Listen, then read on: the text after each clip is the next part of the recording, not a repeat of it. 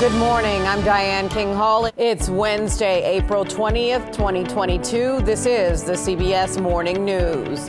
Mask-free for now. Wearing face coverings on planes and mass transit systems in the U.S. is no longer required after a federal judge in Florida struck down the national mask mandate. President Biden says Russia is setting the stage for a critical new phase of the war in Ukraine. They say representation matters. I'm Diane King-Hall. How one group of women is working to close the huge diversity gap in the corporate boardroom. This monumental move comes as Wall Street continues to deal with massive volatility and uncertainty in the markets caused by the global health crisis. The pandemic obliterated 22 million jobs, and Americans lined up at food banks from coast to coast. By December, the nation had regained about half the lost jobs, but millions of Americans remain unemployed. Prices are on the rise for just about everything, and now certain industries are being hit even harder because of the war in Ukraine. Mask changes are also taking place at Uber. Starting today, ride-hailing drivers and passengers no longer have to wear a face covering.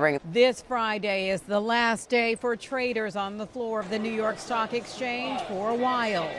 The exchange is switching temporarily to an electronic format to combat the spread of the coronavirus. That's not a permanent move. It's absolutely just a short-term shift. An icon of capitalism, the New York Stock Exchange is partially reopening its floor today for the first time since March 20th. And he says he's half joking, but a top executive at UPS says, order your Christmas presents now. Liam, I got a bone to pick with you. You're yelling at me on the internet. I saw your tweet out here. It's not my fault. I am just the messenger.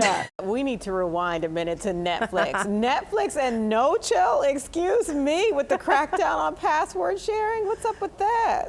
What's hiding in those financial spreadsheets, I mean. Top triggers amid the Zoom boom include slow responses, background noise, and eating on camera. All right, Lee McKay, go. Let's air it out. Yeah. Let's air it out. Let's get it out. What did the hot dog say to the bun?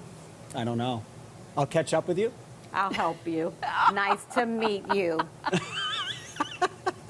I'm sorry. Don't break me off a piece of that Kit Kat bar. Don't break it off unless you're willing to pay up. Right? That's the CBS Morning News for this Wednesday. Thank you for watching. I'm Diane King-Hall. Have a great weekend.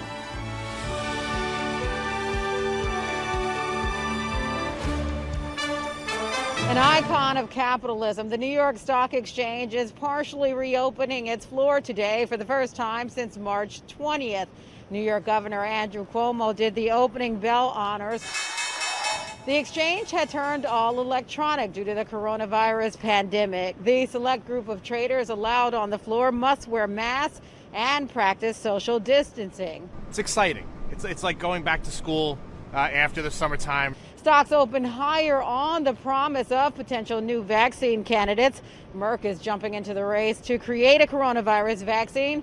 The drug maker is buying a privately held Austrian company to secure one vaccine. It is also partnering with a nonprofit to work on another candidate. And that's your CBS Money Watch report. For more, head to cbsmoneywatch.com. At the New York Stock Exchange, I'm Diane King-Hall. Two children tie them together. What tears them apart is how COVID-19 is impacting child custody when one parent is a healthcare worker. What happened is on Thursday, the hospital asked me if I would step up to urgent care center because our emergency room was becoming overwhelmed. Dr. Bertha Mayorkin had been practicing telemedicine since the pandemic started, but a call from work set off a custody battle with her estranged husband. I informed my ex-husband about that, and then on Friday, on my way home from work, from only doing virtual consults, he informed me I could not pick up my children because he had obtained temporary full custody of the children. Wendell Sertikowski says when he heard about Dr. Mayorkin being called into urgent care, it set off an alarm because of the potential contact with COVID-19 patients.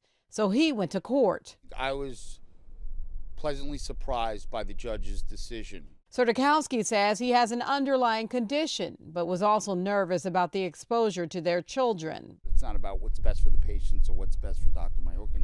It's about what is the best interest of the kids, and I think the judge took that side. But the terms have changed again. Dr. Mayorkin has returned to her position as simply practicing telemedicine, armed with a letter saying that she went to virtual court to request a reversal, and their previous shared custody arrangement was reinstated.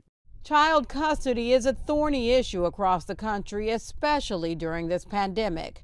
The challenge is what happens when she does have to go back to treating patients in person. Even the court system has yet to issue clear guidelines. Diane King Hall, CBS News, Jersey City, New Jersey.